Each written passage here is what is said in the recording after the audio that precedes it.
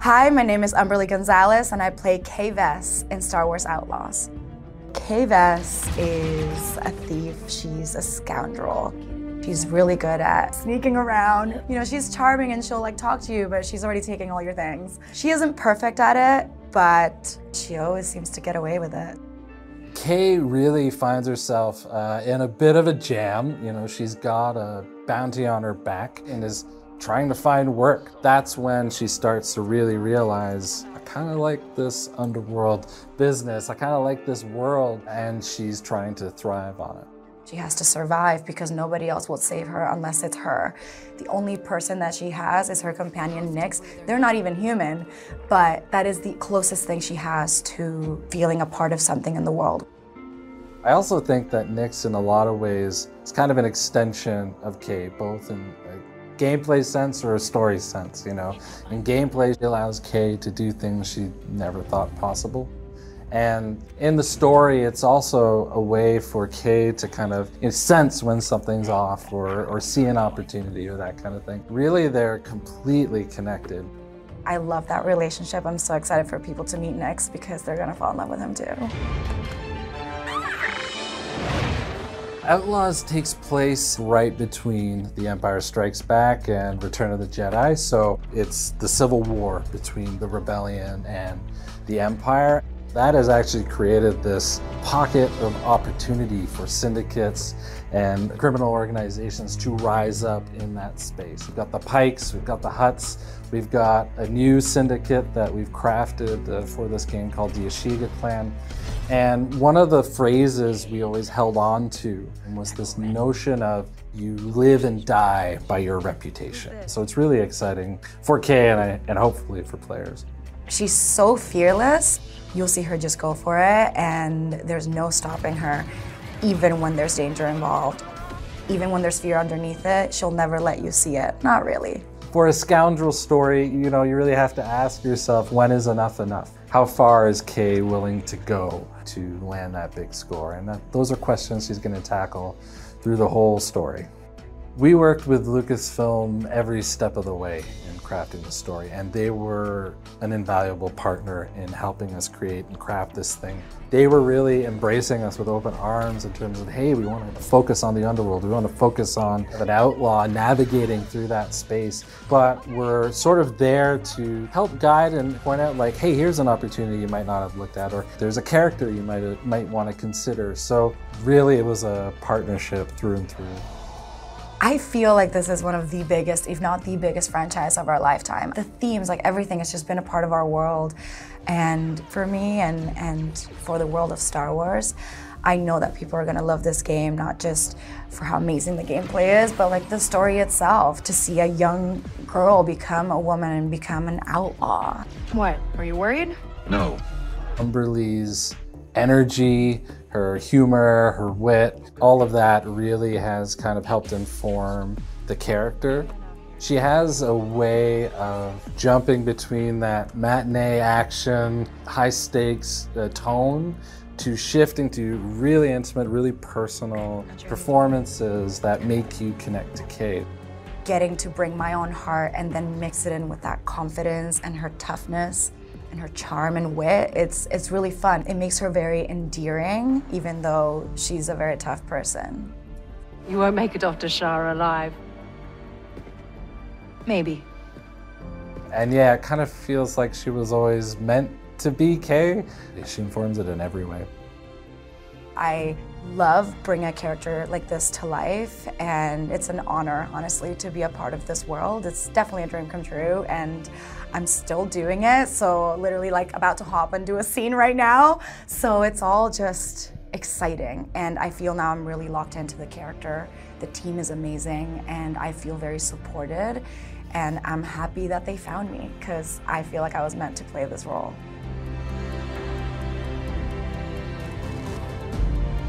Make sure to catch me alongside with some developers and cast members at Comic-Con International this July in San Diego. It's been fantastic seeing the response on Nyx and ND5. Everyone's so excited to just share more and show really who these characters are and what actual stories they will go through.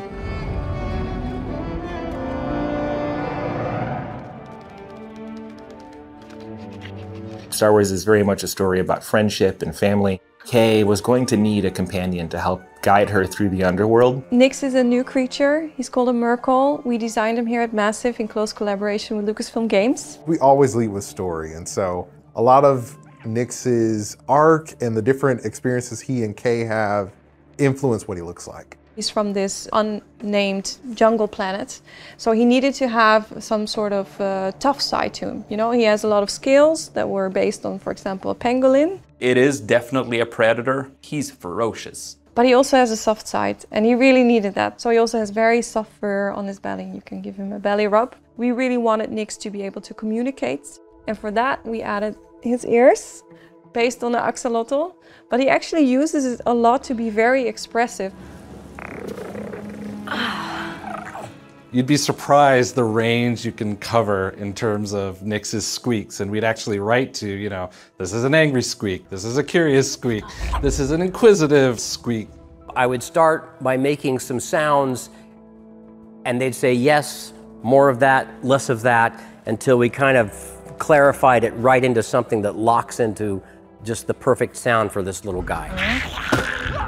And in a lot of cases, it's less is more. That like a dog or something where it's not always talking, but it's always thinking and it's always listening. That tracks back to my dog Zira. I think I drew upon her as inspiration for the tone of Nix. What the team was very passionate about as well was to take inspiration from their own pets. And that really shows in the design as well, the way that his animations and the way he moves throughout the world. We had a puppeteer with an actual puppet on set at mocap. So he had a presence on set with Umberlee as Kay. It worked very well. Having that puppet helped so much with the performance of the actors that when we translate it into CG, it feels like they really interact with that character. We rely on Nix for conveying some of Kay's unspoken emotions. She doesn't feel as alone, and she feels validated and reassured through her companion, through her family. It's almost codependent, but it's a symbiotic relationship. They give each other what they need. Camille, the puppeteer, was fantastic. She made this whole puppet, it was great, and people really connected to it. So we would take that 3D data, then the animators, Montpellier and Massive, would animate on top of that. Nix was created by so many different departments, and the animation department added so much to him, but definitely also D. Bradley Baker, who is voicing Nix. He added this whole layer to Nix as well. He really reminds me of my pet. We think that people are going to really connect with these two best friends who are trying to survive in the galaxy together. And we're hoping that they welcome them into their hearts just like some of the other Star Wars characters. Everything's gonna be all right, Nix. Hey, Andy. It speaks to the beauty of Star Wars, right? You take something that is so simple, like a beat-up coat, and then you throw it onto something extraordinary, like a droid, and you get something completely new and exciting. He has a trench coat, he's covering up his battle scars, because he's a BX commando from the Clone Wars era. But eventually the Clone Wars ended, and he ended up, you know, getting deeply involved in the underworld, working as an enforcer droid. And then from that time period, from where the Clone Wars ended to when he meets Kay, that's really a mystery that's going to be unveiled for players. Donka's a broker, not a friend. What motivates ND5 is his duty. She can't be trusted. But beyond that, it would be redemption, freedom, and a search for purpose. We've got a welcoming committee. He's been assigned to watch over her, and at the start, she really doesn't like that because she doesn't need a babysitter. I'm guessing you don't work in a team all that much. It is not my preference. Yeah, you and me both. Slowly, as their relationship progresses, he starts to care for Kay. As much as a droid can care for a human, she sees it as, you know, he shows up, he comes through, and that's something that Kay hasn't always had. I think he's like her confidant. Ultimately, they have great chemistry, probably much to his dismay. Ultimately, they become friends. Hiding some of those telltale features and some of the scars of battle with the trench coat was something that the art team really gravitated towards. It tells a story of ND5. There's so much detail in it. There's like small damage and small wear and tear. There's some dirt here and there. We really wanted to show that he's been wearing this jacket for a long time, and it does have a meaning to him. And we put a lot of effort into the details of it. Doing mocap as a droid is difficult. You have to use the voice and the body only to express yourself. but you're a droid. So you can't be very expressive with your voice, and you can't be very expressive with your body. So it was, there was a lot of fine-tuning in the process, but I think we found a comfortable balance, and we found some personality. He did a fantastic job of really bringing that character to life in a very grounded, realistic way, given that he is this big, heavy, old droid. Then the animators would tone down the humanness of it, so it feels more droid-like. I said, run!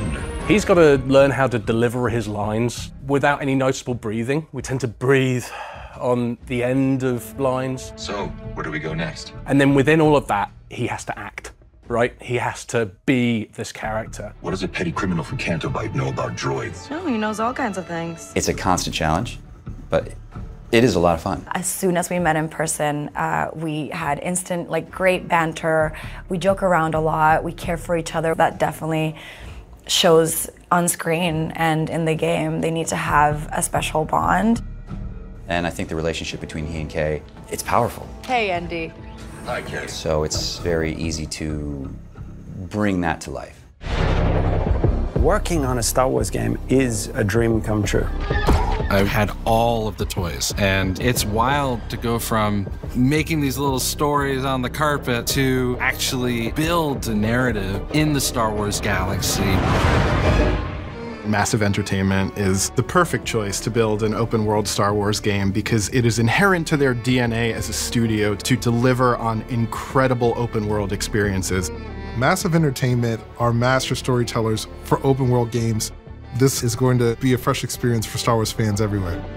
Immediately, I had that in my head, all the possibilities of where do we want to go, what can we bring to Star Wars that has not been seen before.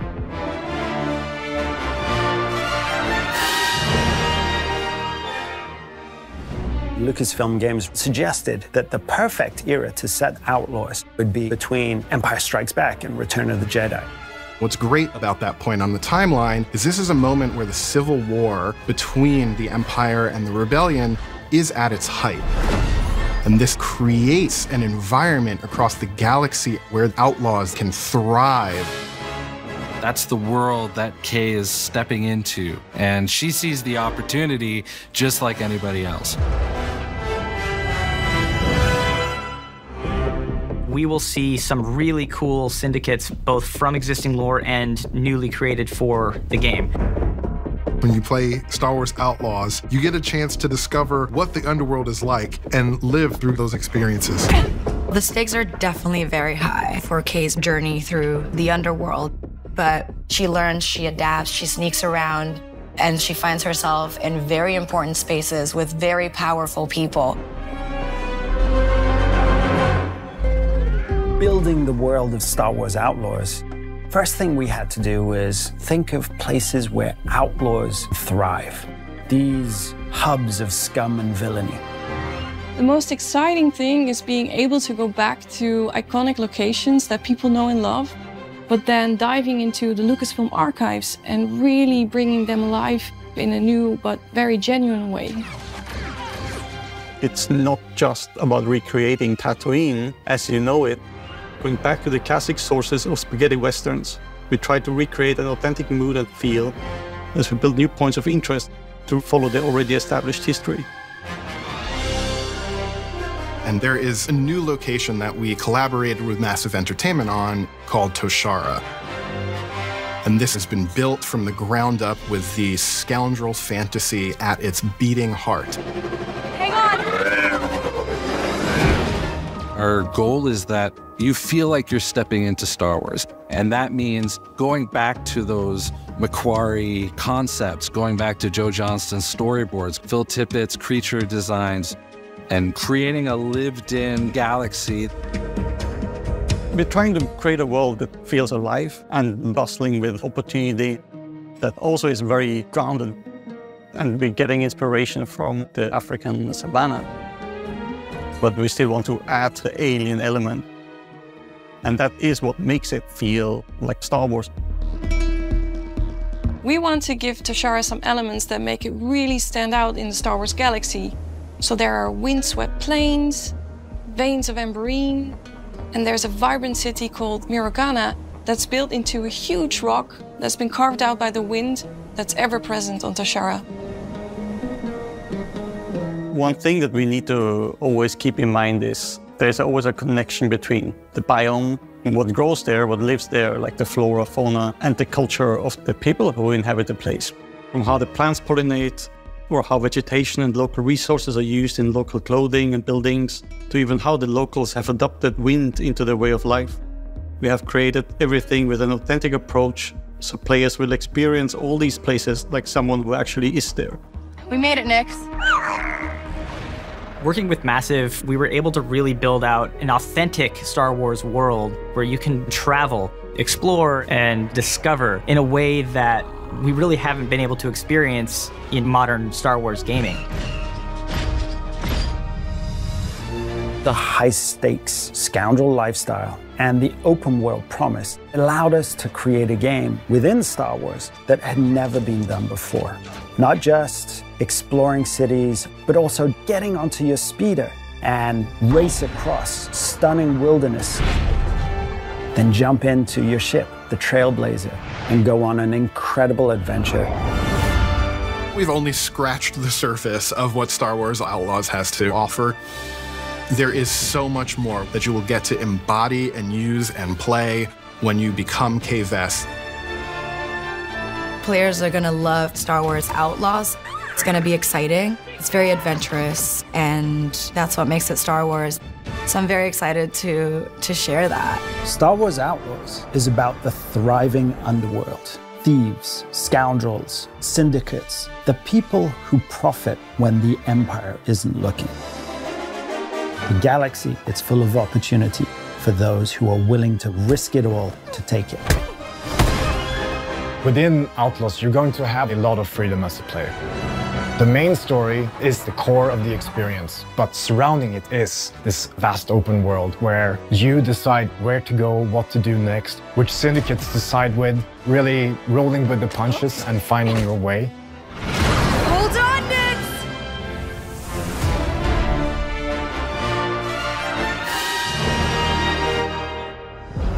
We've seen that story of Empire versus Rebellion. And what was interesting to us was, what's the perspective on the ground?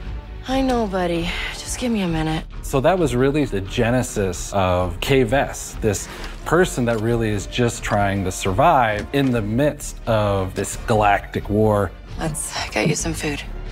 Kay is from Canto Bight, but specifically the Workers' District. You're local. Yeah, but I never got to see it like this.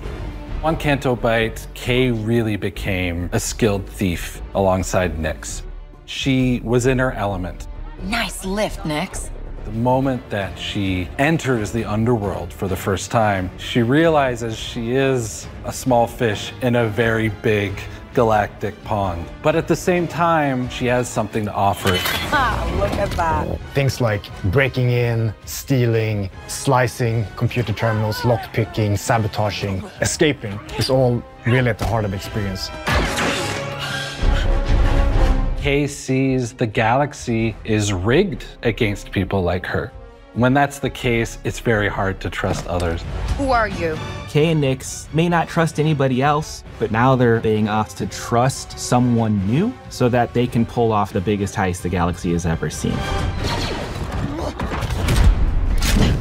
ND5 is a BX commando droid. These were the elite fighting forces for the Separatists during the Clone Wars. And ND5 finds himself carrying the scars from that battle, but wondering what is it he's supposed to be today. And that's how we meet him in Star Wars Outlaws. I'm just a battle droid. Infiltrate and terminate. Nothing else. ND5 is a veteran in the underworld. He's been around for so many years, so he understands how the syndicates work and how the Empire works, but he's lacking an awareness of humans, and that's where Kay Vess can complement him.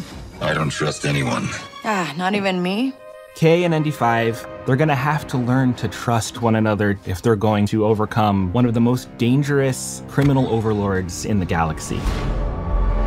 Star Wars definitely has some of the most iconic villains, and at first, I'll admit it, it's daunting. I think most important of all, it really came down to Kay. Who is a counterpoint to Kay?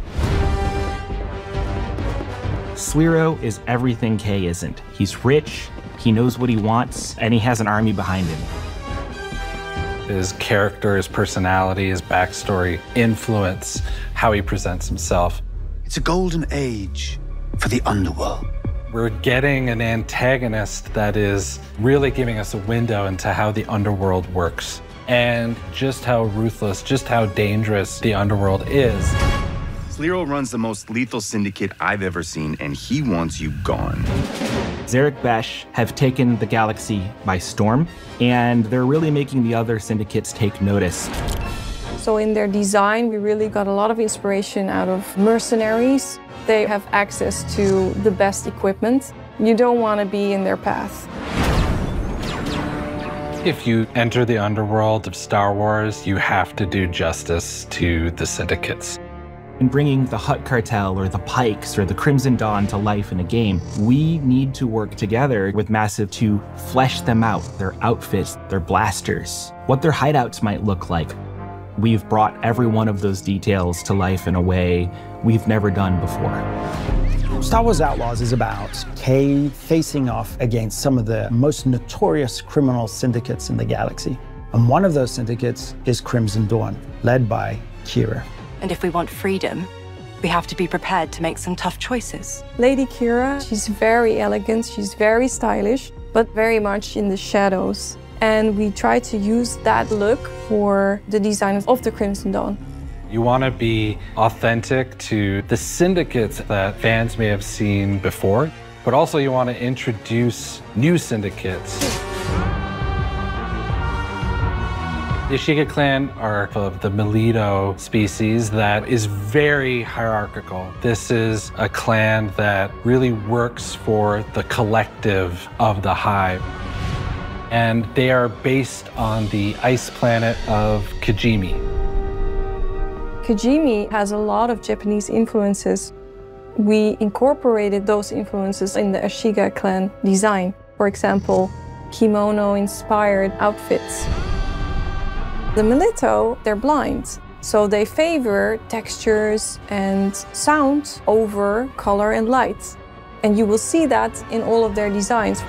They've embedded metallic pieces on the floor to feel where they're going.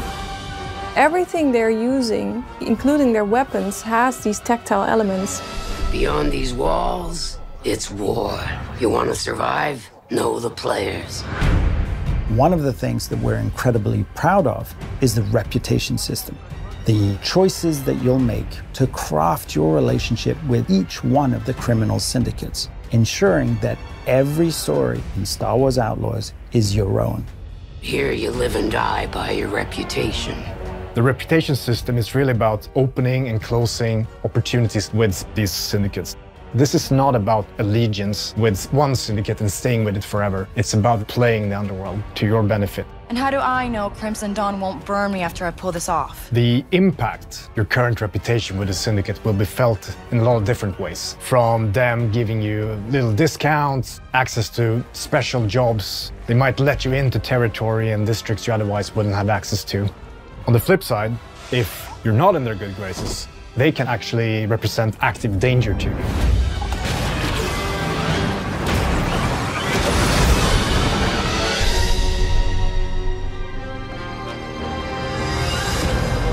I'm really proud of how we managed to create this enormous breadth of experience. When players play Star Wars Outlaws, they're stepping into the hive of scum and villainy. You'll be immersed in a galaxy of opportunity and danger. You can expect a lot of adventure and thrill. Living that lifestyle of a scoundrel and exploring an open world. I think fans are going to really love it.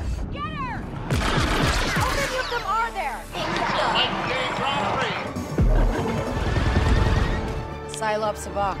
You want to race? You sure you want to stick your nose into this shit? Oh, what'd we get into, buddy? When you start diving into this Star Wars galaxy, you have so many different options. We crafted the open world in the sense that you have different landmarks, things that can pull you and catch your attention, but also things that you can stumble onto. In our case, for example, the approach to progression with experts. Where are they? What can they offer me? How do I reach them? And once you reach them, there's an adventure there for you. On your way there, you want things to make you go, oh, what's that? Throughout the world, there are some hidden or buried treasures that is interesting for Nix.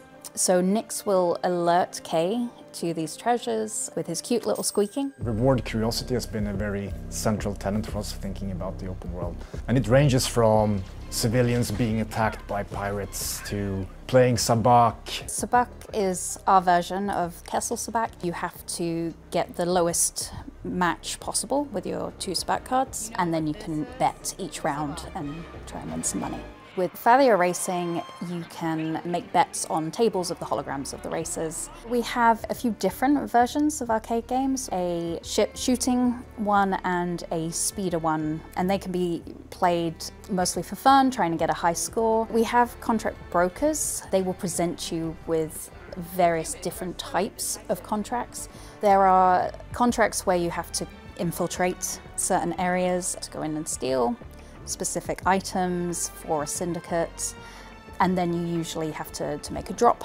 That's the point. You usually get a choice to betray your employer. You can finish the job as normal and get paid, or you can actually give the item to another syndicate for reputation. But that's going to hurt your current reputation with whoever employed you in the first place. The better your reputation, the better access you have to higher stakes jobs that are going to pay a bit more money, and those are the ones that are reserved for when you have very high reputation.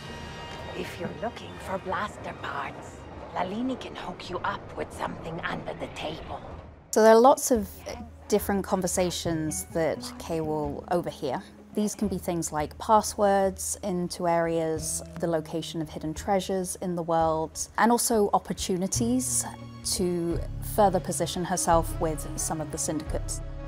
We landed on a roster of 5 distinct worlds, which are Akiva, Toshara, a brand new creation, Tatooine, of course, the fan favorites, Kijimi, and Canto Bight. We really wanted to develop something that was fully grounded and had a lot of rich culture and history. And having an open world game really makes sure that you can actually really explore all of those aspects. Star Wars locations are as biomes, very strong statements, like all of Tatooine is a desert. Kijimi is perpetual night and winter.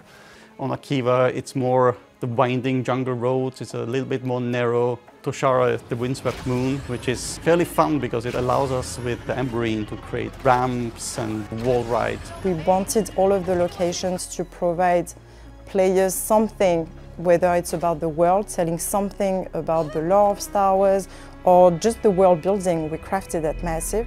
So designing the space areas was super fun. So we distinguished there a little bit between regulated space, which is the Empire controlled, which is the black space with stars, and then we have the unregulated, more hidden, kind of more dangerous space. It's also a place, of course, where different quests and contracts take you. You should fly in close and have a look.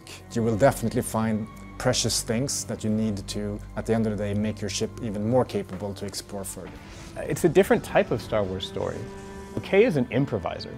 She doesn't really go by the books. She wasn't really trained in, the ways of one particular fighting style or anything like that, but she's just using whatever it is that she can in order to survive. And I kind of tried my best to bring that into the music itself. Sometimes I'll use found objects. I'll play real instruments, but intentionally play them the wrong way, like playing a guitar on the wrong side, using the tuning pegs as those strings instead of the actual guitar.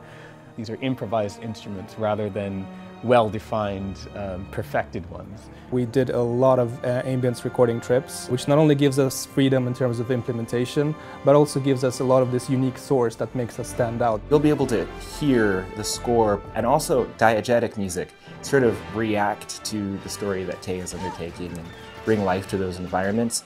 It's the first open world Star Wars game, and figuring out what that experience is like, I think we landed on something that feels unique from any of the Star Wars games that we've made so far. The game is loaded with references to Star Wars comics, Star Wars books, but of course all of the films and characters that players love. We really think that players are going to discover many, many, many nods, and they're all intentional.